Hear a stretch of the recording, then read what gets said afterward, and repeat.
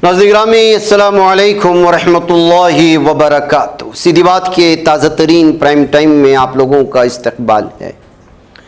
नाज़रीन जैसे जैसे मशरिक़ वस्ता का तस्वीराती नक्शा तब्दील हो रहा है और आलमी सियासत का मरकज़ सिक़ल ईरान, अमरीका और इसराइल के दरमियान फैलती हुई एक हमगीर जंग और लबनान के दहकते हुए महाज की तरफ मुंतकिल हो रहा है, बहरे रूम के साहिल पर फ़िलिस्तीनी ज़मीन का वो लहू रंग टुकड़ा गाज़ा पट्टी आलमी ज़मीर और शह सुर्खियों से बतदरीज ओझल होता हुआ जा रहा है। अक्टूबर 2025 में जिस जंगबंदी का ऐलान किया गया था उसे एक बड़ी इंसानी राहत और बारूद के धुएं में एक वक्फे के तौर पर देखा गया, लेकिन ज़मीन पर मौजूद हक़ाइक़ अभी भी एक होलनाक कहानी सुना रहे हैं। वहाँ बमबारी अब भी जारी है, इंसानी बहरान संगीन तर हो चुका है। इस महसूर इलाके में ज़िंदगी एक ऐसी बेयकीनी के साए में गुजर रही है जहाँ ना कोई कानून है और ना ही तहफ़्फ़ुज़। इसी गंभीर सूरत हाल के इदराक के लिए मैंने इसराइल के मारूफ और निडर इंसानी हकूक़ के इदारे बीट असलम के तर्जुमान यायर दवेर से रब्ता किया। उनकी गुफ्तगू महज एक इंटरव्यू नहीं बल्कि इस नस्ल परस्त निज़ाम के पर्दे चाक करने की कोशिश है जो इलाकाई जंगों की आड़ में एक पूरी कौम को मिटाने पर तुला है। इसराइल जैसे तशद्दुद पसंद माशरे में जहाँ रियासत की पॉलिसियों पर तनकीद को गद्दारी से ताबीर किया जाता है, बीट असलम इंसानी हकूक़ के लिए इसराइली मालूमाती मरकज़ मकबूजा फ़िलिस्तीनी इलाकों में एक ऐसी अखलाक़ी आवाज़ है जिसकी मिसाल मिलना मुश्किल है। साल 1989 में कायम होने वाला इदारा महज गैर सरकारी तंजीम नहीं बल्कि एक ऐसा मिशन है जो इसराइल के अंदर से काम करता है। उसका इब्रानी नाम बाइबल की उस आयत से लिया गया जिसका मफहूम है कि हर इंसान खुदा की सूरत पर तख्लीक किया गया है, यानी हर इंसान की जान और हुर्मत बराबर है।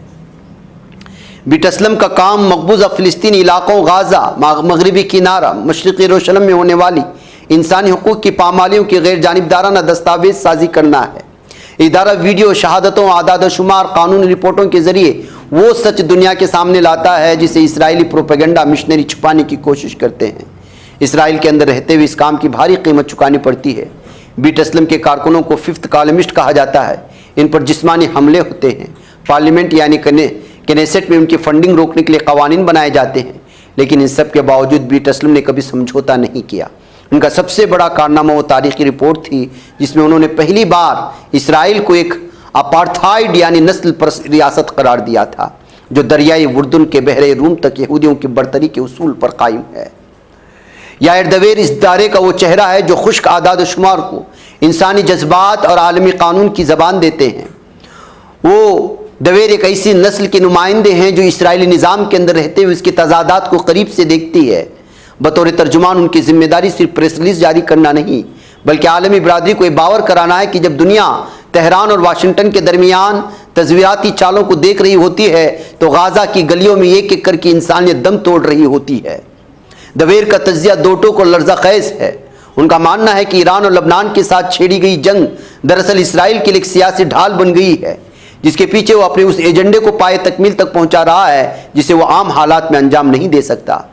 गुफ्तगू के आगाज़ में यायर दवेर ने एक तलख हकीकत की तरफ इशारा किया कि जंगबंदी के 7 माह बाद भी सूरत हाल बेहतर होने के बजाय बदतर हो चुकी है। वो कहते हैं कि अक्टूबर 2023 से अब तक इसराइल ने तमाम फ़िलिस्तीनियों के खिलाफ एक हमजिहत जंग छेड़ रखी है। दवेर ने बड़े कर्ब से बयान किया कि ईरान और लबनान के महाजों ने इसराइल को तवज्जो हटाने की हिकमत अमली फराहम की। जब आलमी मीडिया के कैमरे तेहरान के मिसाइलों और बेरूत पर गिरने वाले बमों की तरफ मुड़ गए तो इसराइल ने मगरबी किनारे में आबादकार यहूदी मलेशियाओं खुली छूट दे दी। हम देख रहे हैं कि आबादकार और इसराइली फ़ौज मिलकर रोज़ाना फ़िलिस्तीनियों पर हमले कर रहे हैं। जंग शुरू होने के बाद से अब तक सिर्फ आबादकारों ने कई फ़िलिस्तीनियों को शहीद किया, उनके घर जलाए, उनके मवेशी लूट लिए। ये वो सच है जो बड़ी जंगों की सुर्खियों में दब गया। जंगबंदी के मुआहदे पर बात करते दवेर ने इंकिशाफ किया कि इसराइल ने इसे पहले ही दिन से पैरों तले रोन दिया। अक्टूबर 2025 की जंगबंदी के बाद से अब तक 750 से ज़ायद फ़िलिस्तीनी शहीद हुए। 400 शहादतें फरवरी 2026 में ईरान पर होने वाले इसराइली अमरीकी हमले के दौरान हुए। दवेर ने सबसे होलनाक इंकिशाफ येलो यानी पहली लकीर के हवाले से किया जिसको इसराइल ने खींचकर एक बफर जोन कायम किया। ये वो लकीर है जिसने गाज़ा के जोग्राफिए को हमेशा के लिए बदल दिया। ट्रंप के मंसूबे के तहत बनाई गई इस लकीर ने गाज़ा का आधे से ज़्यादा रकबा आरिजी तौर पर इसराइली कंट्रोल में दे दिया है।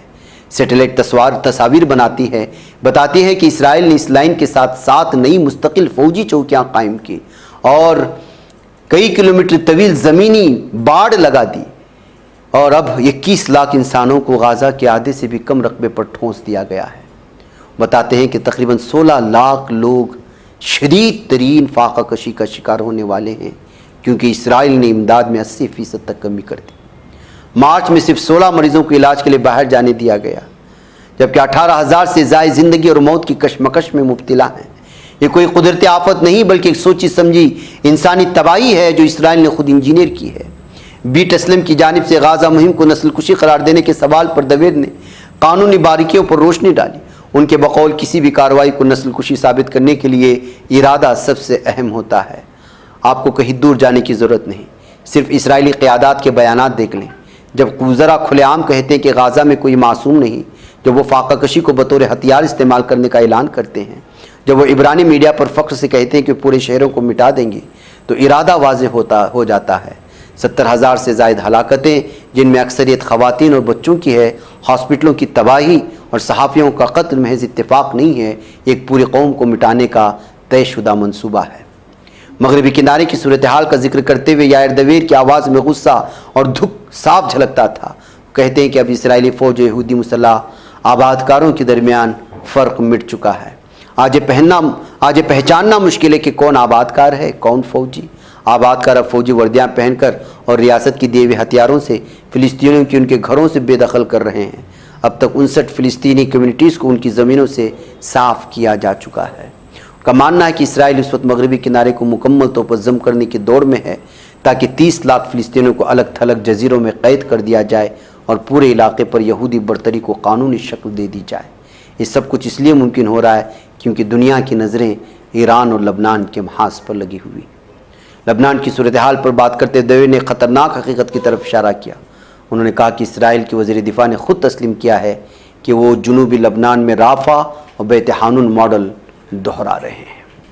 नाज़रीन गिरामी, इस तंजीम की बहुत लंबी तफसीलात हैं, लेकिन किस तरह एक जंग दूसरे मज़लूमों के ऊपर पर्दा डाल देती है और हक़ाइक़ को दुनिया से ओझल कर देती है, ये उसके हक़ाइक़ हैं। मुझे इजाज़त दें। अस्सलामु अलैकुम व रहमतुल्लाहि व बरकातहू।